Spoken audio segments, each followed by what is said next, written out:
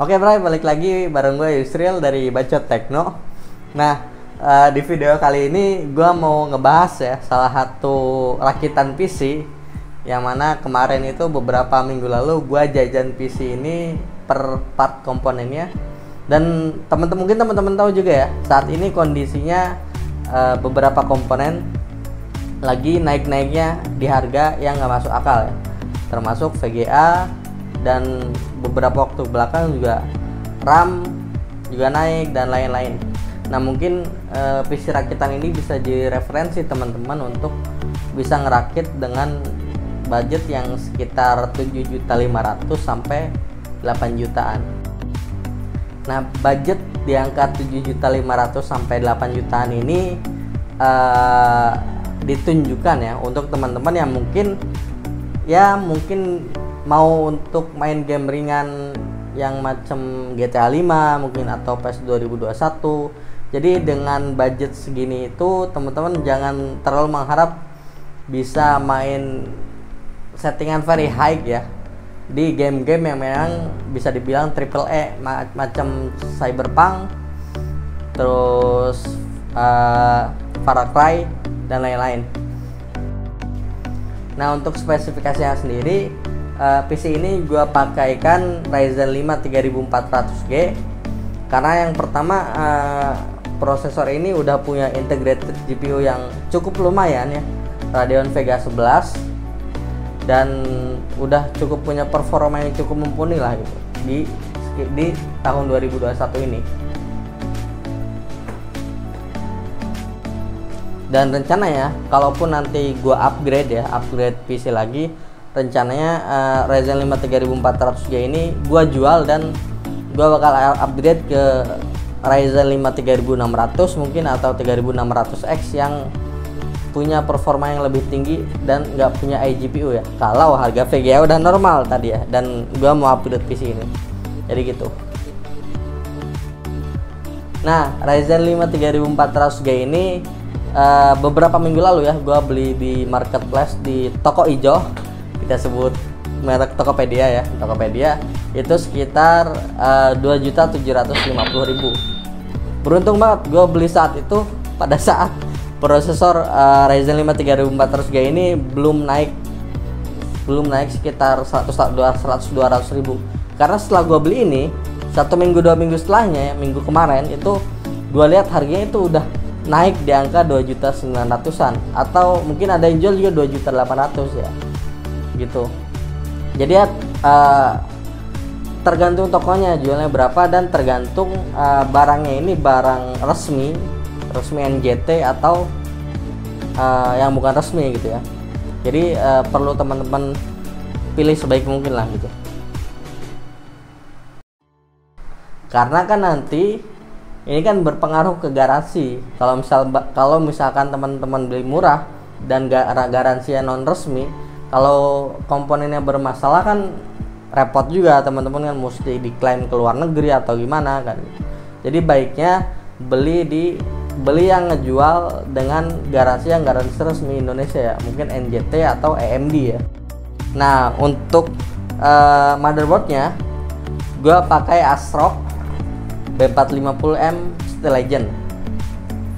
Motherboard ini udah punya harga yang cukup reasonable ya, sekitar di harga 1.450.000-an kemarin gue beli, dan punya fitur yang memang gue butuhin untuk memakai Ryzen IPU ini, yaitu dia ini punya fitur dengan support memori sampai 3533 MHz ya, plus overclocking.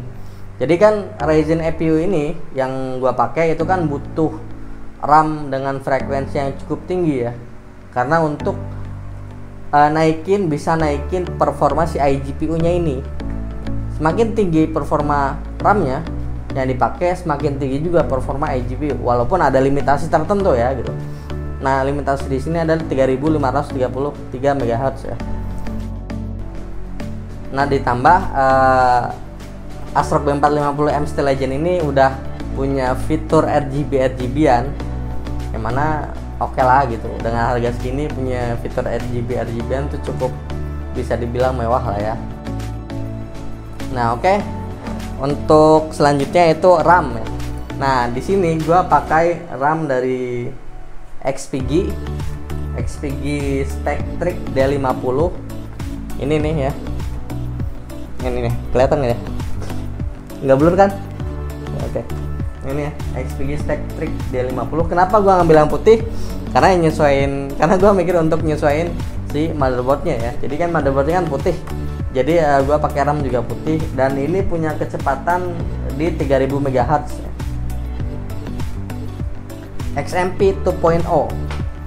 Jadi 3000 MHz ini jalan XMP ya, yang perlu dituning dari ketika masuk BIOS ya. Jadi ketika jalan default, memori ini jalan di 2666 MHz. Dan untuk naik ke 3000 MHz itu perlu masuk BIOS dan diatur XMP-nya di situ. Nah, untuk RAM ini gua beli di Tokopedia juga. Itu harganya kemarin itu beberapa minggu lalu itu gua beli sekitar harga 1.600.000-an ya. 1.600.000-an kita dapat RAM dual channel 16 GB dengan kecepatan 3000 MHz plus dia support RGB Sync dari ASRock. Sebenarnya banyak banget pilihan RAM ya. Kayak mungkin teman-teman bisa ambil dari tim Elite yang 2666 MHz biar lebih murah ya dapat harganya, atau tim Vulkan Z, ataupun banyak deh pilihan RAM itu ya. Karena kan beberapa waktu lalu juga sampai sekarang ya, RAM ini salah satu komponen yang lagi naik-naiknya harganya. Entah ya, karena memang kalau misalnya kata beberapa orang itu, beberapa forum ya, bukan beberapa orang, karena produsen chip dunia lagi kolaps ya, lagi kewalahan nerima permintaan yang cukup tinggi gitu. Jadi akhirnya beberapa komponen naik termasuk RAM, VGA dan lain-lain. Nah, untuk storage-nya PC ini gua pakai dua jenis storage. Yang pertama itu untuk sistem ya, itu gua pakai SSD M.2 NVMe itu dari XPG Adata yang SX6000 Lite yang ini kelihatan kan? Ini gua pakai itu yang 256 GB ya, karena tadinya gua sebenarnya cukup ya kalau misalnya pakai 128 GB gitu. Cuma kayak agak mentok aja, dan ditambahkan TBW-nya yang 128 GB itu lebih rendah dibanding 256. Akhirnya gue pakai yang 256 GB ya. Ini untuk sistem ya. Nah, untuk storage selain sistem, gue pakai hard disk dari WD Blue gue pakai yang refurbish ya. Jadi gue beli di Tokopedia juga. Itu harganya sekitar 66.000. Oh ya, untuk harga SSD ini sekitar 590 ribuan ya waktu gue beli. Mungkin sekarang udah di angka 600 ribuan. 590 ribu untuk SSD ini, dan harga harddisknya itu cuma 66.000 ya, karena harddisknya itu cuma 5400 rpm ya dari WD Blue ditambah harddisk ini dia refurbish ya, jadi ya wajar sih segitu. Ditambah ya gacha juga sih sebenarnya, gue iseng aja mau nyoba beli di range harga yang bener-bener mentok gitu, dan gue dapet di harga segitu ya, 66.000. Ntar gue liatin ya foto transaksinya, barangkali temen-temen nggak percaya, harganya 66.000.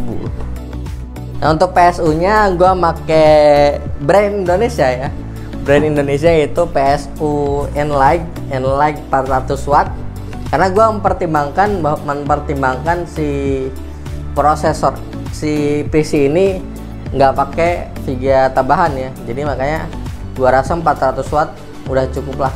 Dan ditambah Enlight ini udah 80 plus ya, walaupun menurut beberapa orang ya PSU ini ada masalah gitu kan, cuma kan nggak semuanya PSU, nggak semuanya istilahnya bisa bilang gacha lah ya gitu ya, gacha kalau misalnya beli PSU yang agak murah gitu ya, Enlight, terus ya mungkin merek-merek lain yang murah lah ya. Karena yang penting itu sih, yang penting PSU ini udah 80 plus dan dia 80% juga udah bronze. Jadi ya menurut gue cukup aja sih gitu, 400 watt. Kecuali mungkin nanti kalau misalnya gue upgrade komponen, mungkin PSU nya juga bakal diganti yang ke 550 watt atau 600 watt gitu. Nah untuk harganya sendiri, PSU ini gue beli itu sekitar harga 395.000. Nggak tahu ya, untuk sekarang gua belum cek lagi harganya entah naik ataupun turun. Cuma waktu gua beli itu di angka 395.000. Itu tergantung tokonya ya, baik lagi ya, tergantung tokonya. Nanti ada yang mungkin jual 400.000 atau 380.000 ya, entahlah gitu. Cuma waktu gua beli itu ya segitu, 395.000-an. Dan untuk yang lainnya, peripheral tambahan ya, itu gua pakai cooling CPU cooler ya, CPU cooler dari Iris Aria V100 yang ini ya. Sebenarnya bisa aja kalau misalnya untuk memperhemat budget, teman-teman pakai stock cooling ya. Dia kan Ryzen 5 ini dapat Write Prism ya. Write Steel cooler ya. Dan itu sebenarnya udah cukup, cuma yang gua pikirin adalah prosesor ini suatu saat bakal gua jual gitu kan. Dan gua mau aksesoris lainnya tuh bener-bener utuh, nggak pernah gua pakai, dan termasuk coolingnya ya. Jadi coolingnya nggak gua pakai, dan gua milih untuk beli Iris Aria V100 ini. Secara performa CPU cooler ini udah cukup lah untuk pemakaian sehari-hari ya. Walaupun jangan berharap banget untuk CPU cooler ini bisa nahan ketika 3400G ini di OC ya, entah IGPU-nya maupun prosesornya gitu. Karena ya harganya juga cuma 70.000 bray, jadi nggak terlalu mahal lah, cuma 70.000-an pas gua beli ini ya. Dan yang terakhir untuk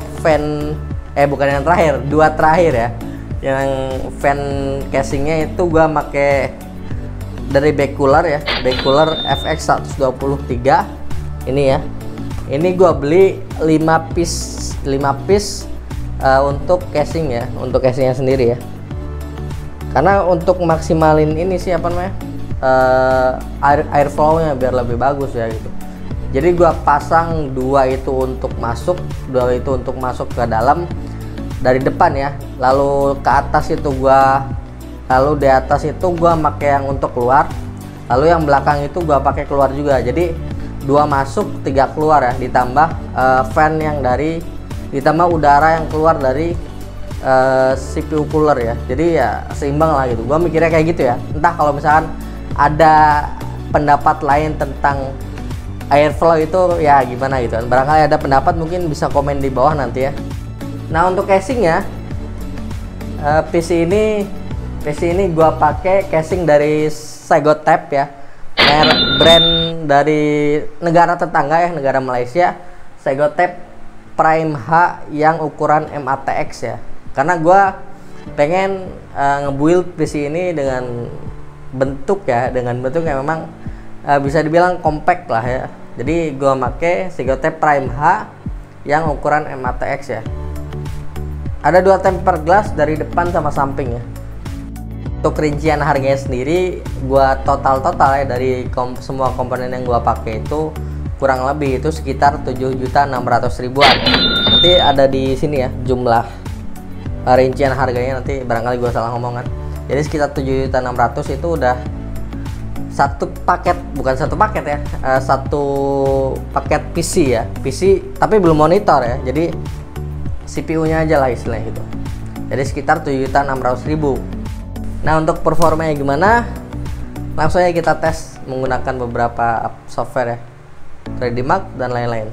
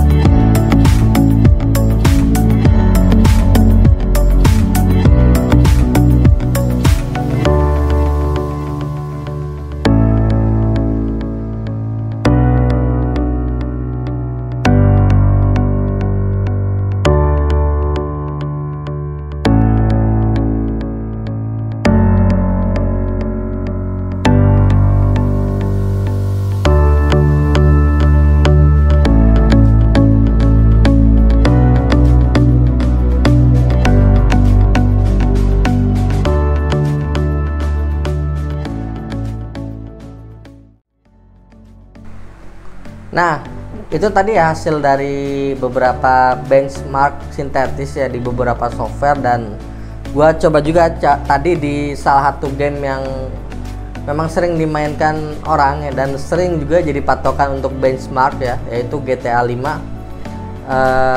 Gua mainin tadi di 1080p dan 720p. Mungkin teman-teman udah ngeliat tadi ya, cukup playable ya, dan masih di atas 50 fps untuk 720p ya. 1080p juga di beberapa skenario ada di atas 50 fps ya, tapi rata-rata emang bisa drop ya framenya tuh ya, karena memang namanya juga pakai iGPU ya, jadi gak usah terlalu banyak berharap ekspektasi tinggi lah. Walaupun ya memang GTA 5 ini lebih kepada CPU, game-game yang memang lebih ke CPU bound ya, tapi tetap kan dia juga butuh proses rendering yang memang cukup kompleks lah ya gitu. Walaupun memang tidak in game gitu, dia lebih kepada CPU bound bukan GPU bound ya, lebih banyak memproses data dibandingkan memproses gambar gitu. Lalu kesimpulannya gimana? Apakah worth it dengan harga sekitar 7 jutaan? 7.600.000 mepet ke 8 juta lah ya kita bilang, karena harga-harga komponen naik ya. Menurut gue ya itu pilihan sih sebenarnya, karena dia angka segitu sebenarnya cukup banyak pilihan yang tersedia ya. Walaupun sekarang agak susah ya nyari VGA, tapi untuk orang-orang yang memang istilahnya nggak mau ribet untuk cari VGA, nggak mau ribet untuk apa ya, cari ke pelosok-pelosok ya, pelosok-pelosok marketplace, pelosok-pelosok grup FB gitu kan, dan nyari yang pasti gitu. Untuk cari yang pasti dan lebih gampang nyarinya itu ya worth it aja gitu, karena Ryzen 5 3400G juga udah punya tadi ya iGPU udah cukup mumpuni ya untuk dipakai game-game yang memang nggak terlalu memberatkan ke iGPU ya, Ryzen 5 3400G ini ya.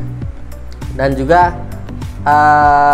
untuk apa ya, untuk upgradability ya, soket i4 AMD masih mendukung sampai Ryzen soket i4 ini masih masih bisa mendukung Ryzen 5000 series ya, atau Zen 3 ya. Jadi ya masih cukup oke lah untuk misalkan bisa di-upgrade ke depannya ya. Dan di harga segini sebenarnya bisa juga dapat opsi teman-teman bisa pakai Ryzen 3 3300X ditambah VGA nya pakai RX 550. Mungkin itu bisa dapat tuh dengan beberapa komponen yang memang dipangkas lah ya gitu, atau pakai GT 1030. Nah itu banyak banget pilihannya. Cuma untuk orang-orang yang nggak mau ribet ya tadi, yang nggak mau ribet dan komponennya ada gitu, nggak goib, jadi ya it's okay lah gitu. Ryzen 5 3400G juga udah support overclock, dan tadi ya ASRock B450 juga udah support memori dengan frekuensi tinggi ya. Jadi ya oke sih untuk bisa dimainkan sehari-hari gitu ya. Dan tadi juga kan hasil benchmarknya juga udah nggak mengacaukan banget lah untuk sekelas Ryzen 5 gitu ya, udah cukup oke lagi. Jadi ya baik lagi ya ke uang teman-teman ada berapa nih gitu ya, uang teman-teman ada berapa, nanti dicocokkan, terus penggunaannya juga untuk apa nanti disesuaikan. Kalau memang lebih butuh kalau memang mau untuk agak pusing nyari VGA ya Ryzen 3 3300X dengan menggunakan VGA RX 550 mungkin bisa jadi pilihan ya tadi. Tapi ya pilihan yang cocok untuk saat ini menurut gue ya Ryzen 5 3400 juga sih gitu. Di tengah naiknya VGA yang ada gitu di pasaran sekarang. Nah itu dia review yang cukup panjang ya, karena agak detail kita bahas satu persatuan komponennya, karena ya agak susah sebenarnya nyari rakitan yang memang bisa sesuai dengan apa ya, sesuai dengan keinginan di harga segitu dengan kondisi yang saat ini gitu. Jadi ya mungkin cukup sekian dari gua Yusril ya. Aduh suara gua sampai kayak gini nih. Jadi cukup sekian dari gua Yusril. Jangan lupa share video ini kalau bermanfaat buat teman-teman. Kalau suka video ini silahkan klik jempol ke atas. Kalau nggak suka ya jempol ke bawah juga nggak apa-apa sih.